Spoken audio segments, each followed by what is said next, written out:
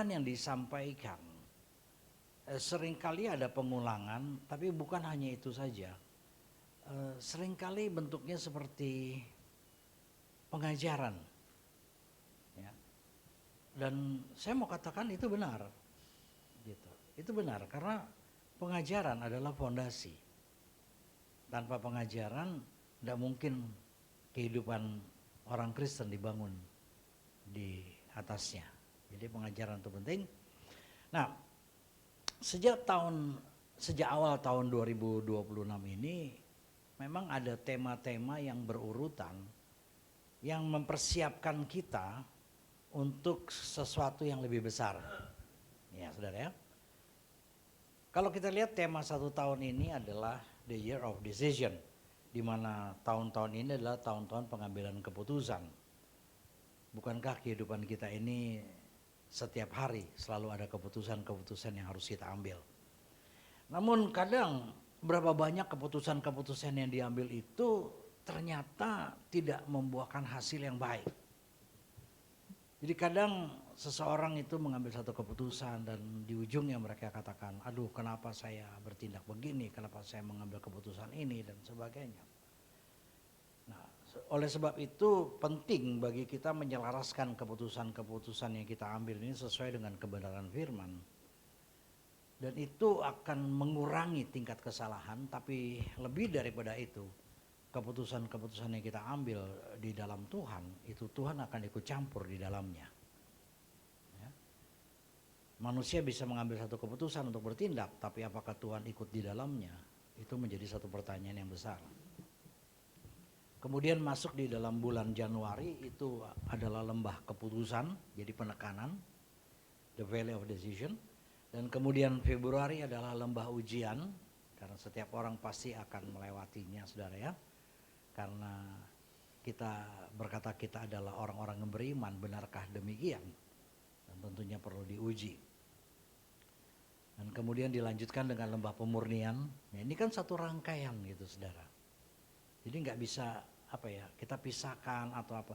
Tapi satu rangkaian di dalam memberikan satu nutrisi kepada orang Kristen untuk bisa bertumbuh dengan baik. Kemudian di bulan April itu belas kasihan kepada yang terhilang, the lost, compassion for the lost. Bulan Mei yang baru kita lewati 2 bulan lalu adalah menggembalakan dengan benar. Bulan Juni yang baru kita lewati adalah murid yang berbuah banyak. Nah, pertanyaannya adalah apakah setiap yang kita dengar, kita pelajari, kita bahas itu memunculkan satu buah yang jelas gitu, ya. Kemudian kalau nanti bulan depan kita masuk ke bulan Agustus itu memulihkan negeri. Nah, kenapa bulan Juli ini adalah bicara tentang keluarga yang melayani, itu berbicara tentang pemulihan keluarga. Karena itu menjadi jauh lebih, itu akan menjadi menjadi dasar daripada pemulihan negara, pemulihan negeri. Dan kemudian bulan September itu berdirilah dengan dalam iman.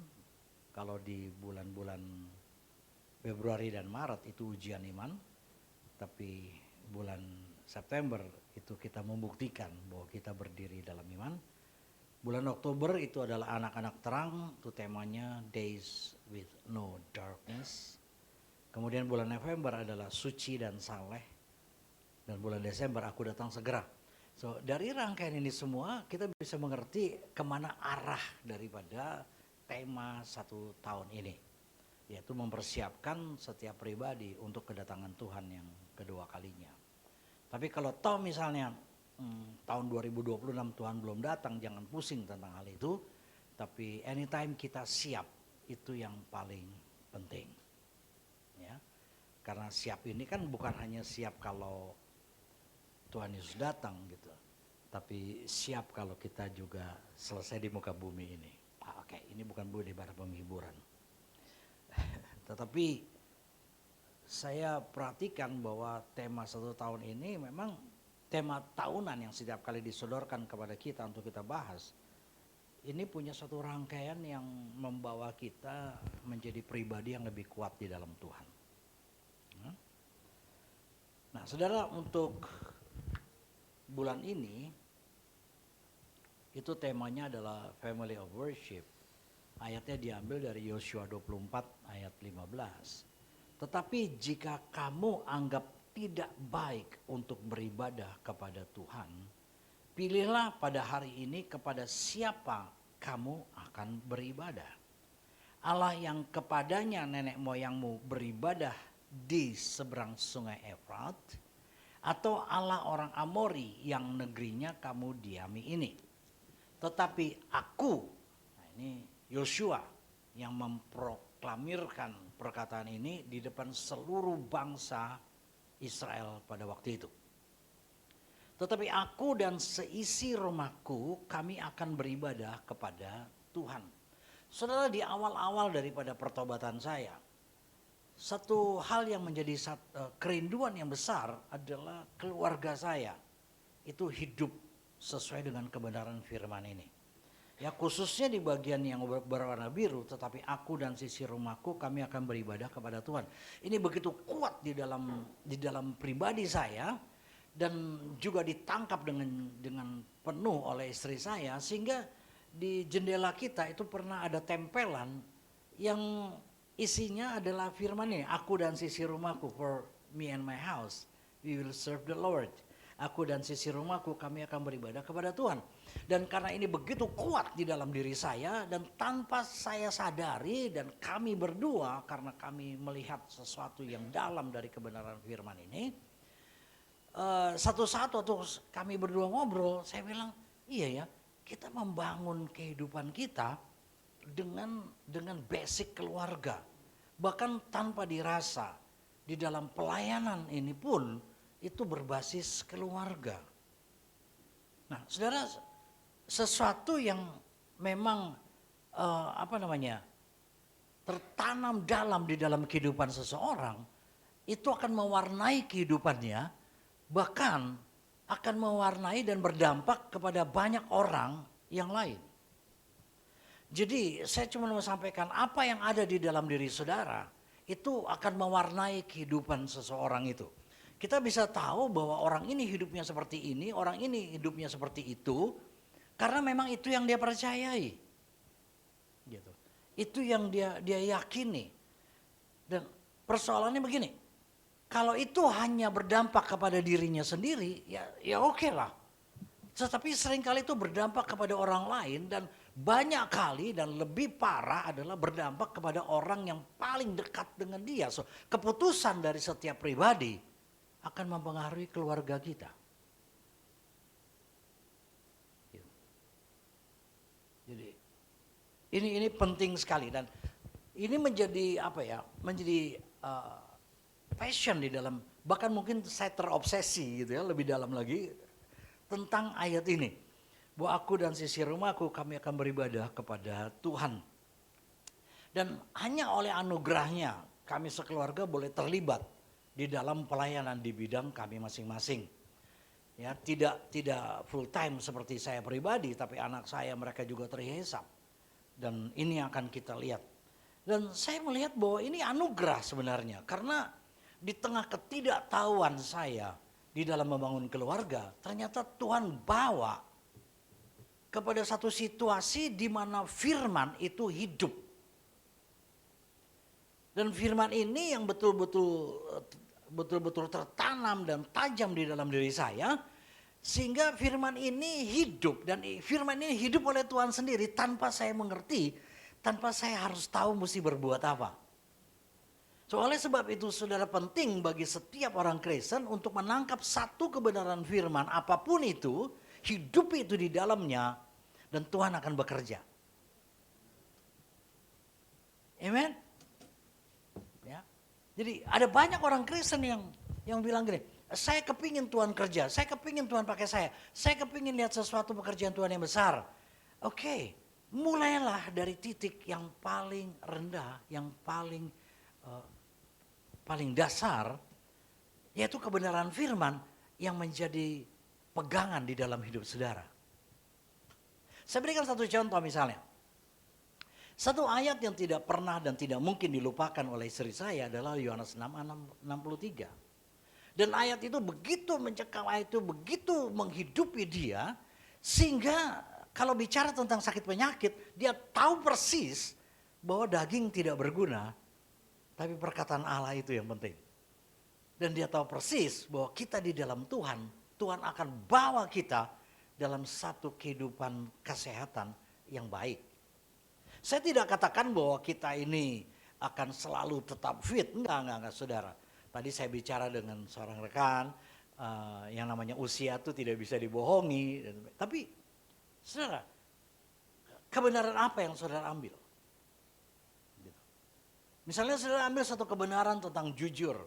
Oke, kalau saudara masuk di dalamnya, hidup di dalamnya, dan ayat itu betul-betul mewarnai hidup saudara, maka pasti akan berdampak. Dan orang di sekeliling saudara akan melihat, jangan coba-coba kamu gak jujur sama dia. Karena dia itu menghidupi ayat yang ini. Nah, so saya kembali ke sini. Kalau misalnya satu keluarga ini terhisap, ya, mulai dari, sampai kepada cucu saya semua, ini bukan kuat, bukan gagah, tapi Allah menghidupi kebenaran firman-Nya yang kita ambil. Okay? Bicara tentang keluarga, saya mesti hati-hati, karena ini juga salah satu area sensitif. Karena beberapa orang merasa dihakimi atau kebenaran yang disampaikan itu bisa bentuknya penghakiman. Tapi poinnya bukan itu.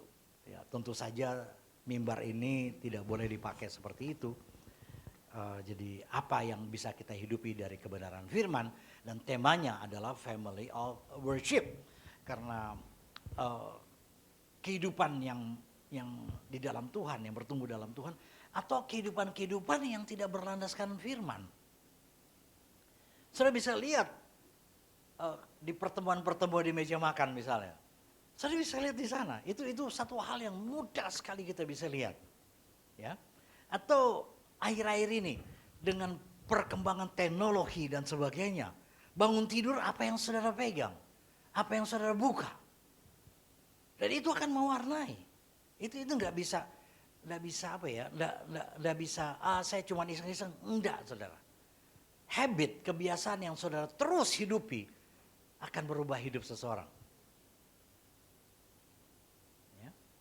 Apakah kehidupan letih lesu dan masing-masing punya urusan sendiri? Tapi ayat ini mengingatkan kita kembali bahwa ada sesuatu, ada panggilan Tuhan.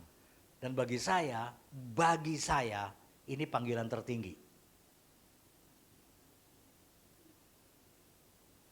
Nanti kita bahas ini. Tetapi jika kamu anggap tidak baik untuk beribadah kepada Tuhan. Sudah lihat, yang disodorkan adalah pilihan. Waktu seseorang tidak beribadah kepada Tuhan, dia akan beribadah kepada yang lain.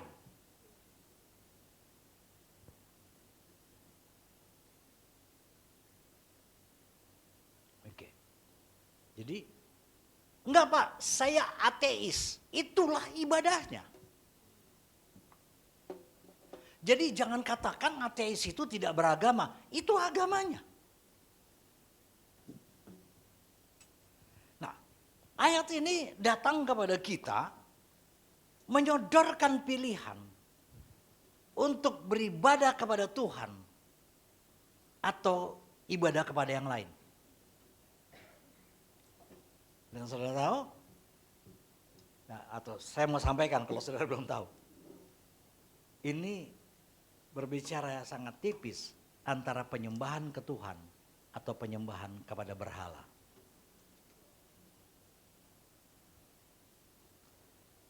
Seseorang pasti akan menyembah. Apa yang dia sembah? Enggak tahu, itu pilihan.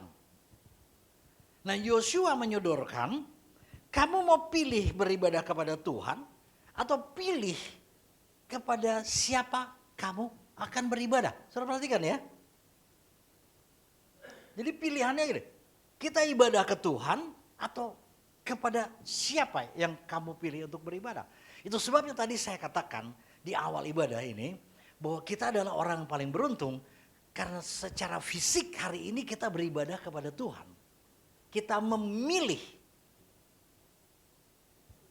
Oke? Bisa tangkap ini ya, ini awalnya ya. Jadi pilihlah pada hari ini kepada siapa kamu akan beribadah. So ayat ini kalau berlaku setiap hari, bukan hanya hari Minggu dong. Karena kan kita bukan hanya hidup di hari Minggu, betul nggak saudara? Kita juga hidup di hari Senin, kita hidup di hari Selasa, Rabu dan seterusnya. So setiap hari ayat ini sampai kepada kita, datang kepada kita, dan kemudian keputusan apa yang kita ambil. Ya. Jadi pilihlah pada hari ini kepada siapa kamu akan beribadah, Allah yang kepadanya nenek moyangmu beribadah di seberang sungai Efrat. Itu Allah Abraham, Allah Ishak, Allah Yakub, ya, YHWH, atau Allah orang Amori yang negerinya kamu diam ini. Nah, saudara, kita hidup di negeri ini, kita hidup di Banyuwangi, kita hidup di Indonesia, kita hidup di dunia. Oke, di dunia akan menawarkan sesuatu kepada setiap orang, tidak peduli Kristen atau bukan, untuk disembah. Itu sebabnya kata-katanya atau Allah orang Amori yang negerinya kamu diami. So, kita hidup di Indonesia. Ada banyak aturan-aturan, ada banyak keputusan-keputusan yang harus diambil. Ada banyak hal-hal yang disodorkan yang menjadi pengalihan. Bukan lagi beribadah kepada Tuhan, tapi kepada yang lain. Nah, ini nggak bisa dianggap enteng ya. Begitu seseorang tidak memilih untuk beribadah kepada Tuhan, dia sedang menyembah iblis. Sebentar. Enggak Pak, iblis enggak, Tuhan enggak juga. Enggak ada saudara, di tengah-tengah itu enggak ada. Cuman ini atau ini. Oke?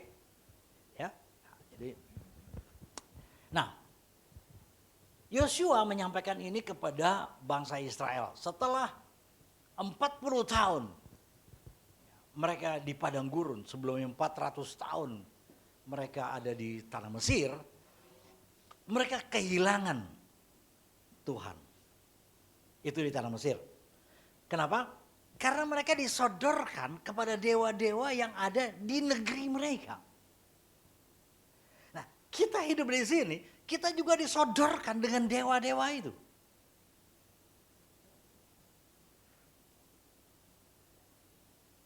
Apa akibatnya?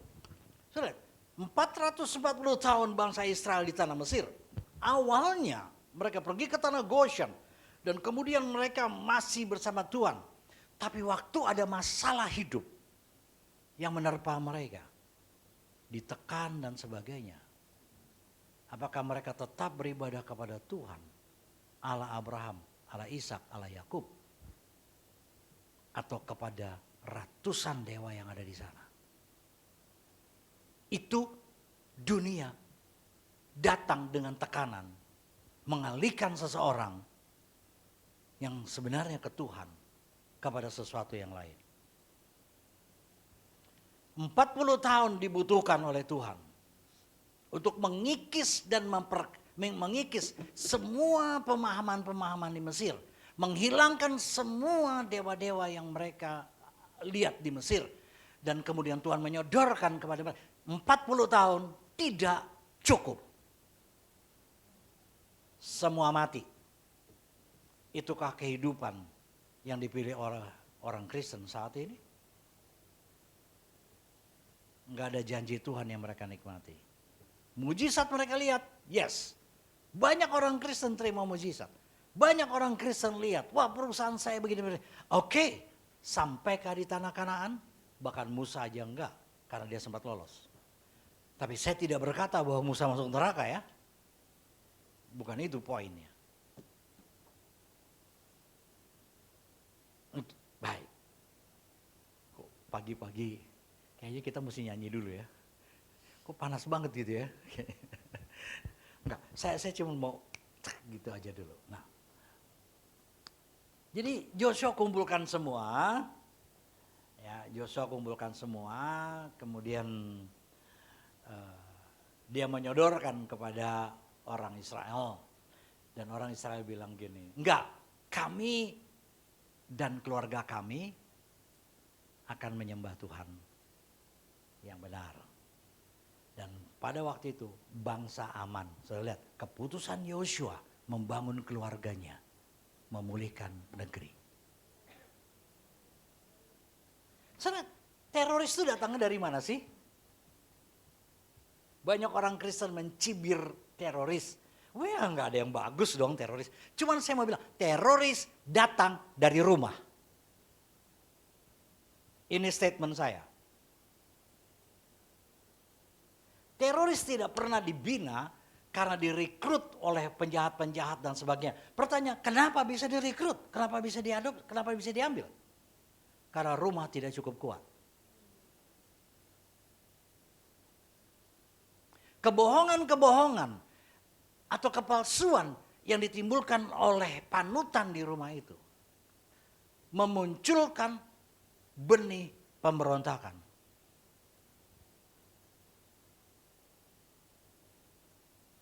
Oke, beberapa dari kita mungkin pernah pelayanan penjara. Ya. Coba lihat, 90% lebih yang ada di sana. Mereka punya masa lalu dari rumah yang tidak manis. Pertanyaannya, apakah kita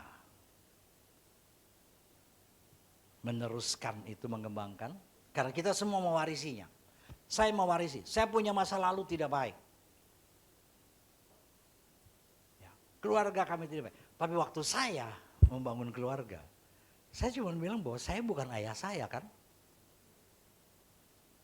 Saya adalah ciptaan baru yang saya mau hidup seperti yang Tuhan mau. Semua kita bisa memilih untuk hidup di masa lalu atau hidup setelah penebusan. Baik, kita lanjut.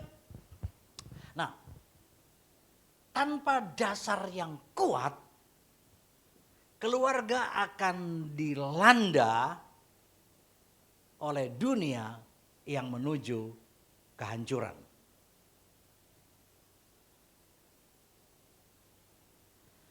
Tanpa dasar yang kuat, keluarga akan dilanda oleh dunia yang menuju kepada kehancuran. So, baik, udah siap, kita lanjut ya. Nah, tetapi aku dan sisi rumahku, kami akan beribadah kepada Tuhan. Ini dasar dari tema. Karena pilihannya kan gini, Tuhan atau bukan gitu aja kan. Jadi ini berbicara gini, kata beribadah, I will serve the Lord, melayani Tuhan. Jadi bentuknya adalah keluarga yang melayani. Nah, saya mau sampaikan, ibadah muatannya aktif. Saya ulang ya. Ibadah muatannya aktif. Jadi kalau seseorang katakanlah secara tubuh dia hadir di sini, tapi dia tidak aktif, dia belum beribadah. Jangan-jangan dia hadir di satu ruangan untuk beribadah, tapi ini pikiran kemana-mana, belanja kemana-mana, sehingga dia sedang beribadah kepada yang lain.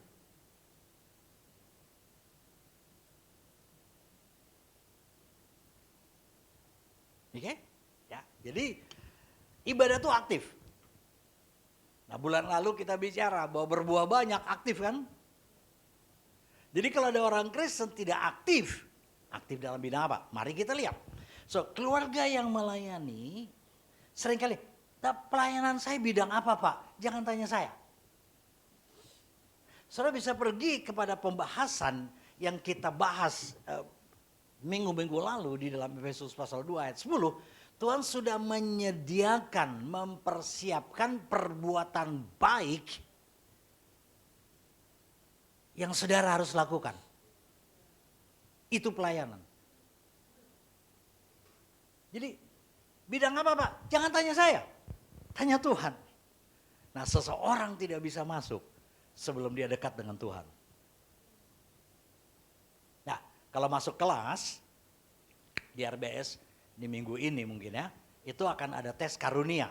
Itu menolong, membantu pelayanan saya ada di mana. Karena minimal ada 55 tes, 55 bidang.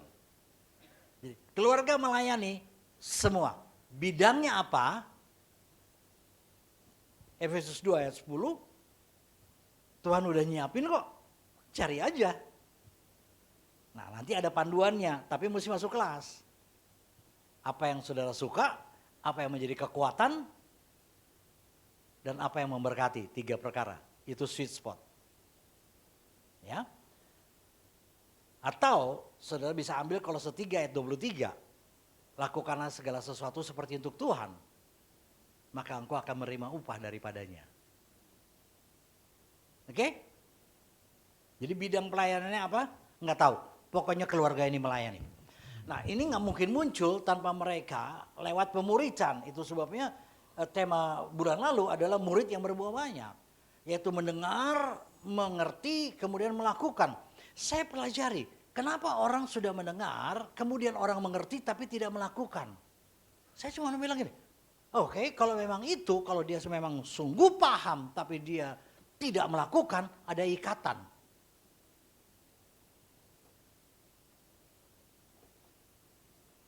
Nah, Tuhan sayang sama kita kan? Tuhan mau kita melakukan. Bukan cuma dengar, bukan cuma paham. Jadi kadang, gini, Tuhan ciptakan kondisi. Jadi saya seringkali menyampaikan gini, orang itu melakukan sesuatu karena dipaksa, karena terpaksa, tapi yang paling tinggi, karena dia suka dan dia rela melakukannya.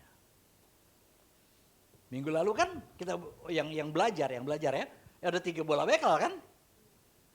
3 dipaksa kan? Dicemplungin ke penjara, dicemplungin ke perut ikan. Gitu saudara. Dan Ayub, berdoa untuk tidak seperti dia. Oke, baik. Udah ya, sekarang yang enteng. Nah, pokoknya kita buka dulu aja pikirannya. Jadi, saudara, saya mau sampaikan kalau bicara tentang pemuritan. Nih, ini. Keluarga adalah wadah yang paling ideal untuk pemuritan dalam Tuhan. Nah, enggak. Gereja, nah. Sekolah, tidak. Bisa, yes. Gereja memfasilitasi. Tapi keluarga adalah wadah pemuritan. Oleh sebab itu, bagi saudara yang bertanggung jawab atas keluarga, pertanyaannya, apakah pemuritannya hidup? Ya? Oke. Apa sih ujungnya Pak? Seperti Kristus kan?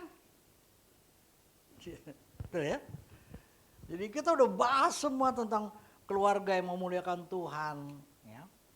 Dan kemudian begini pertanyaannya. Perhatikan, waktu Yosua sampaikan ini. Tapi aku dan keluargaku beribadah kepada Tuhan. Kenapa bangsa Israel mengikuti kata-kata ini? Yang pertama, kalau bukan Tuhan, berhala. Mereka takut. Karena ketakutan, no? Tapi yang kedua, mereka lihat kehidupan Yosua. So, ayat ini membawa kita untuk menjadi teladan bagi keluarga lain.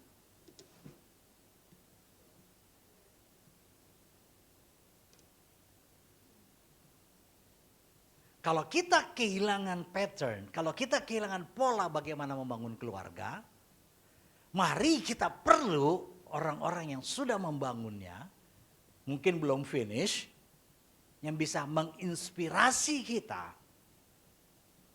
untuk bagaimana membangun keluarga. Itu sebabnya kita perlu komunitas. Ada orang-orang yang bisa kita lihat. Karena Paulus bilang begini, guru banyak. Wow, banyak orang-orang tua yang paham firman, cuma bisa ngajar tapi nggak bisa jadi teladan. Karena Paulus bilang, guru banyak, tapi Bapa sedikit. Teladanilah hidupku. Dari mana? Dari keluarga, Bapak Ibu. Saudara, saya sampaikan ini, jangan ada penghakiman di tengah-tengah kita. Ya, ini hanya coba untuk buka pikiran kita, kenapa ini penting. Jadi saudara tidak dihakimi di sini, saudara tidak dituduh, saudara tidak dihakimi. Karena ada beberapa orang yang mendengar daripada pesan-pesan ini, aduh berarti hidupku hancur, aku belum bisa jadi panutan untuk keluarga. Nah, bukan itu poinnya. Poinnya adalah, yuk kita bangun. Ya, kita. Nah, ada banyak tokoh Alkitab yang kita bisa belajar. Ada Daud, tapi next time kita bahas ya. Daud hebat, tapi keluarga gagal. Ada banyak, ada Salomo, ada banyak. Tapi saya coba tertarik untuk kita lihat tentang Ayub. Minggu lalu memang dibahas, tapi kita kembali kepada Ayub. Oke, baik. Ya. Ayub 1 ayat 1 sampai 2. Ada seorang laki-laki di tanah Uz bernama Ayub. Orang itu apa saudara? Saleh, jujur, takut akan Allah, dan menjauhi kejahatan. Ih, keren ya? Keren ya? Gini. Oke. Ini orang Kristen yang kayak gini hebat ya? Hebat. Saleh, jujur, suka menabung, enggak. Saleh, jujur, takut akan Allah, menjauhi kejahatan. Hebat kan? Hebat banget dong. Nah kemudian gini, ia mendapat 7 anak laki-laki dan 3 anak perempuan. Baik. Kalau saudara perhatikan ayat selanjutnya, ayat 3, saudara temui gini. Dia bukan hanya saleh, bukan hanya jujur, bukan hanya takut akan Allah, bukan hanya menjauhi kejahatan, tapi dia juga memiliki 7.000 ekor kambing domba, 3.000 ekor unta, 500 pasang lembu, 500 keledai betina, dan budak-budak dalam jumlah yang sangat besar. Sehingga orang itu adalah orang yang terkaya dari semua orang di sebelah timur. Artinya di wilayah dia gak ada yang lebih kaya daripada Ayub. Wow, ini kalau dia belum menikah, idaman calon mertua ya. Kalau belum nikah, saleh, jujur, betul kan saudara? Kemudian takut akan Allah, menjauhi kejahatan, kaya pula. Gitu. Wih, kaya banget. Jadi, nah, saya nggak tahu dia saleh motivasinya apa. Kalau orang Israel seringkali saleh karena takut hukuman. Ya. Nah, dia paling kaya. Kemudian di ayat 3 dari pasal 2 dikatakan, apakah engkau memperhatikan hambaku Ayub? Ini Tuhan ngomong ke iblis kan? Sebab tiada seorang pun di bumi seperti dia. Wih, ternyata bukan hanya di wilayah timur. Ternyata di Santero Bome. Santero. Sebab tiada seorang pun di bumi seperti dia yang demikian saleh dan jujur, yang takut akan Allah dan menjauhi kejahatan. Ia tetap tekun dalam kesalehannya, meskipun engkau telah memujuk aku melawan dia untuk mencelakakannya tanpa alasan. Jadi dia udah babak belur, tetap saleh. Wih, nggak banyak. Biasanya orang begitu ada masalah, minggat ya. Ya, gitu. Dia bukan jadi anak terhilang, tapi dia sedang menghilang. Kan beda. Nah, ayat 5 lihat nih. Ayat 5. Oh, luar biasa banget. Setiap kali apabila hari-hari pesta telah berlalu, Ayub memanggil mereka, yaitu anak-anak itu ya, dan menguduskan mereka. Keesokan harinya pagi-pagi bangunlah Ayub lalu mempersembahkan korban bakaran sebanyak jumlah mereka sekalian, yaitu 10 orang. Sebab pikirnya, perhatikan, sebab pikirnya mungkin anak-anakku sudah berbuat dosa dan telah mengutuki Allah di dalam hati. Demikianlah dilakukan Ayub senantiasa. Ayub tidak memiliki kepastian, Ayub tidak memiliki keyakinan bahwa anak-anaknya hidup takut akan Tuhan.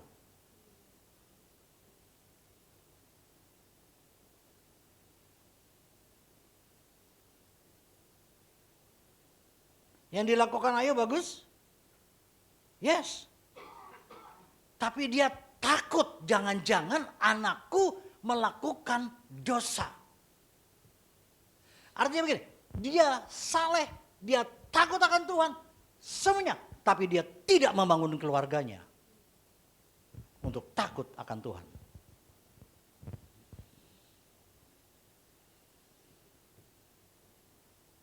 Ya.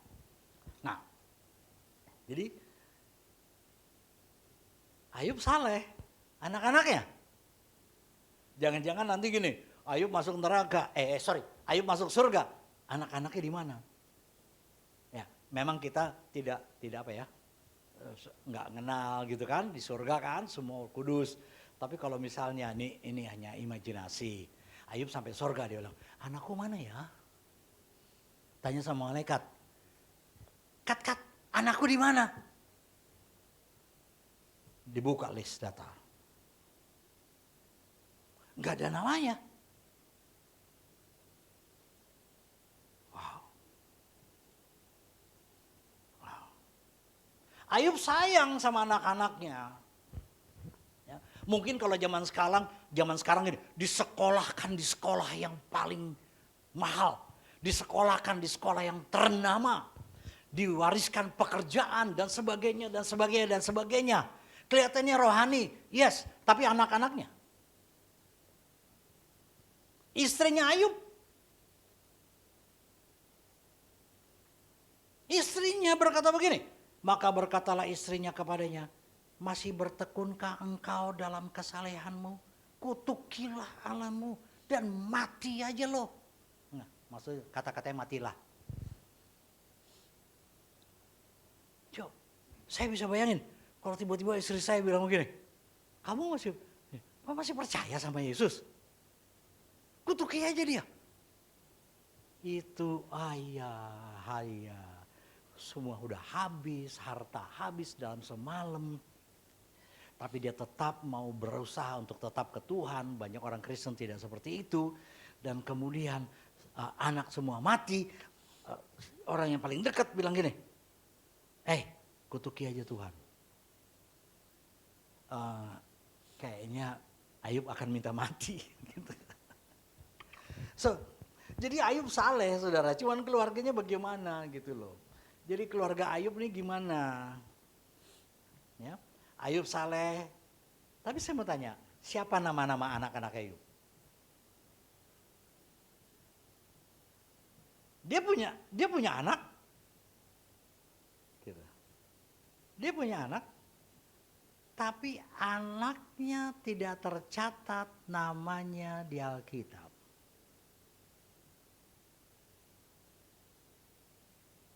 Lukas 10 ayat 20 berbunyi begini. Namun demikian janganlah bersukacita karena roh-roh itu takluk kepadamu, tapi bersukacitalah karena namamu ada terdaftar di surga. Jadi saudara, Lukas 10 ayat 20 ini ceritanya gini. Yesus mengutus murid-muridnya, kemudian menyembuhkan orang dalam nama Yesus, mengusir setan dalam nama Yesus. Mereka pulang dan kemudian dia, guru, orang dilepaskan karena lewat pelayanan kami, namamu. Dan Tuhan Yesus enggak? Ya, so what? Jangan bersuka karena itu. Karena semua itu cuma kemampuan Tuhan. Tapi terdaftar enggak namamu di surga? Gitu ya. Jadi, mungkin ada orang bilang gini, ini lo lihat pencapaianku. Aku kuliahku, aku jadi dokter, profesor, dokter, karburator bocor. Ini lihat tuh, anakku hebat, anakku di sini, keluargaku sini, semuanya. Terdaftar enggak dia di sorga?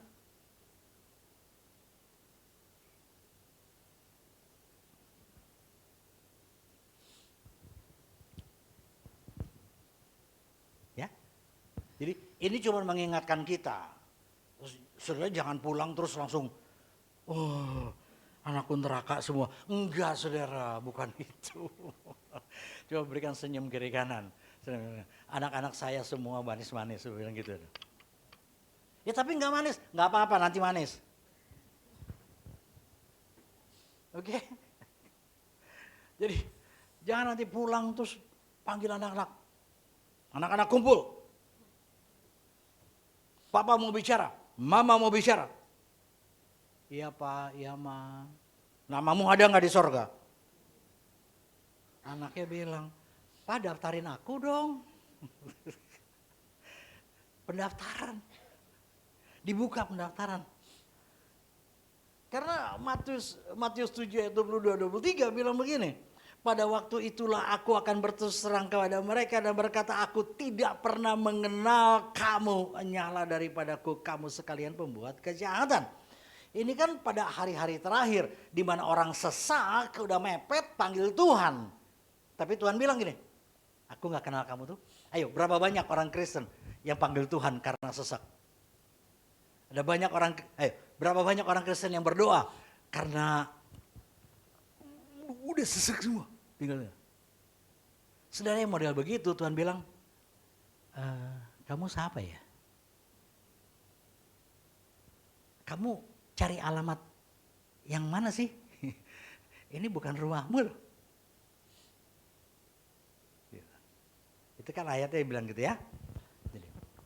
Jadi banyak orang tua bangga mengantar anak-anaknya menjadi orang-orang penting. Apakah di dunia politik, pendidikan, di dunia keamanan, aparat dan sebagainya. Bahkan pengusaha sukses dan pekerja sukses. Tapi panggilan Tuhan tercatat dalam Lukas 1 ayat 17. Bagian akhir. Menyiapkan bagi Tuhan satu umat yang layak baginya. Ini setelah Maliaki 6 ayat 4 yang berbunyi. Kalau orang tua gak berbalik ke anak-anaknya sampai anak-anaknya tercatat di surga. Aku akan memukul bumi. Akan mengutuk bumi. Sehingga musnah.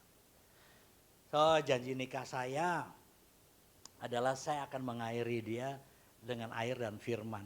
Waktu itu gaya-gayaan saudara. Ngambil dari kitab Efesus pasal 5. Gaya-gayaan janji nikahnya. Ini ada beberapa masih ingat kan janji nikah, ingat gak? Ada yang ingat? Kalau ada suami istri, ingat gak? Oke, jangan berantem pulang dari sini. Waktu saya bilang, saya berjanji untuk mengairi dia dengan air dan firman.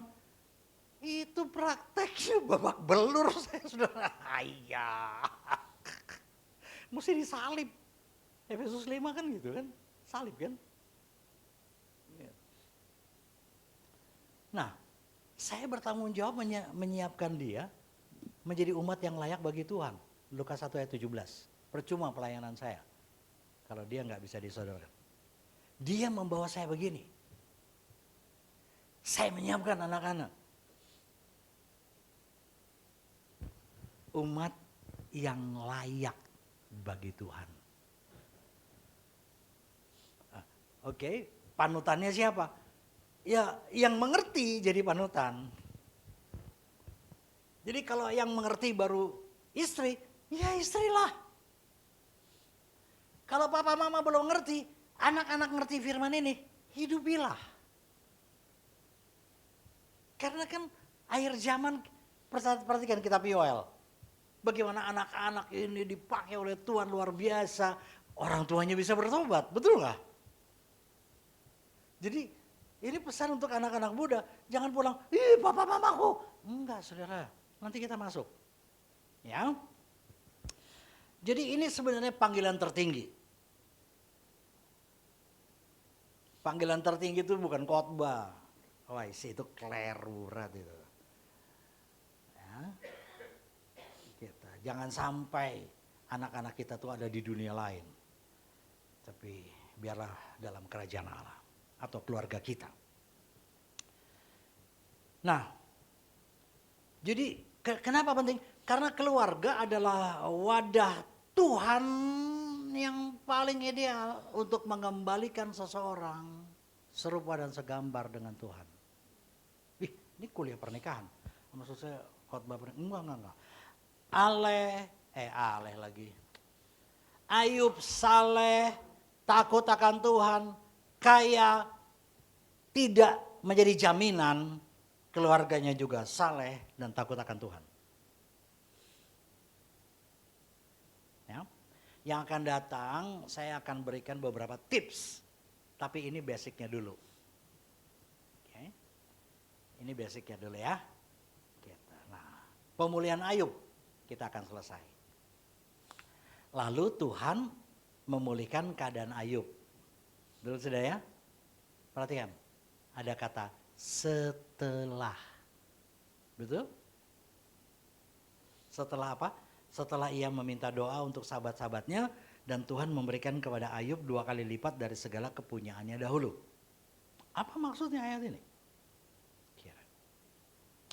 Kalau saudara perhatikan dulu pada ayat yang ke-11, ini ayat 10, ayat 11, dan kemudian datanglah saudara-saudaranya, itu juga pemulihan hubungan, dan Tuhan memberkati 2 kali lipat dan sebagainya.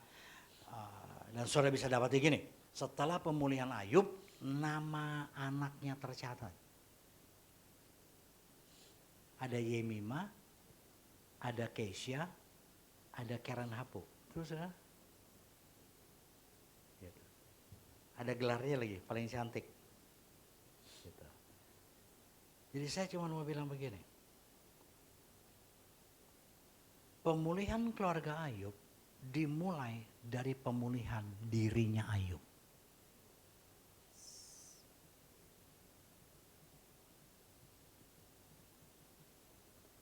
Ayub bisa mendoakan orang yang menghujat dia pada saat dia sedang paling terpuruk. Itu paling menyakitkan. Ayub dikhianati oleh sahabatnya. Itu paling menyakitkan. Tapi Tuhan gak bisa kerja kalau Ayub gak selesai dengan itu.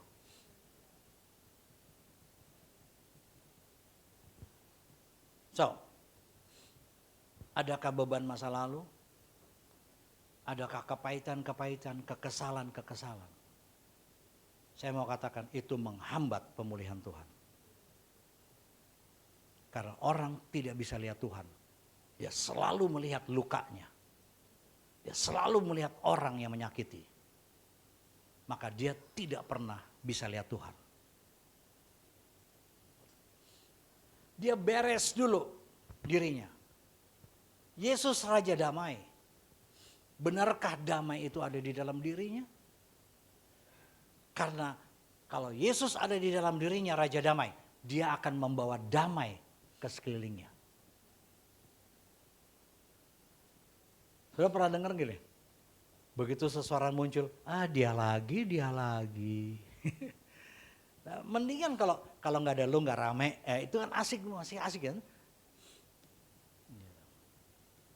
Ya saudara ya, perhatikan kepala penjara, di mana Paulus itu di penjara, kemudian tiba-tiba pintu terbuka, tapi Paulus nggak pergi, nggak lari.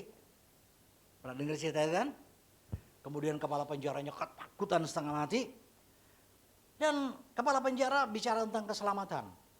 Awalnya dia bicara tentang gini, aku pasti dipenggal. Tapi Paulus berbicara tentang sesuatu yang berbeda. Dia bilang, percayalah kepada Tuhan Yesus, engkau akan selamat, engkau dan sisi rumahmu.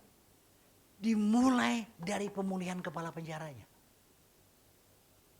Ada banyak orang adopsi ayat ini, dia bilang nanti istriku bertobat, pasti suamiku bertobat. Tunggu dulu, beres dulu. Ya. Ayub beres dengan keluarganya. Dengan dirinya. Saudara mau lihat Yusuf? Yusuf beres dengan dirinya. Baru bisa beres dengan keluarganya. Membawa pemulihan bagi Mesir. Yunus beres dengan dirinya. Saya perhatikan begini saudara. Ada orang kecewa sama Tuhan hanya karena Tuhan baik. Tuhan hukum dia dong. Dia bikin aku begini. Dia tambah hebat, tambah gemuk. Tuhan, dia orang kecewa gara-gara itu. Itu Yunus. Jadi pemulihan dari diri sendiri, jangan menuntut. Ya, jangan, suamiku nggak bertobat. Bu, ibu dulu deh. Istriku nggak bertobat. Pak, bapak dulu deh.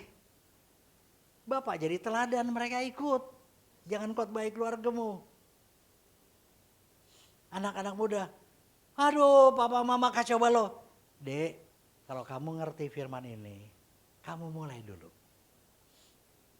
Jangan menuntut. Ya. Jadi siapa yang mulai?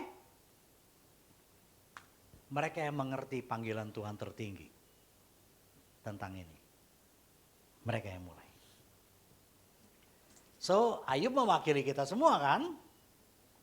Kepala penjara juga mewakili kita semua kan? Karena yang mengerti itu merdeka untuk melakukannya.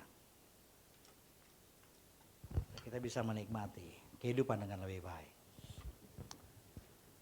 Nah,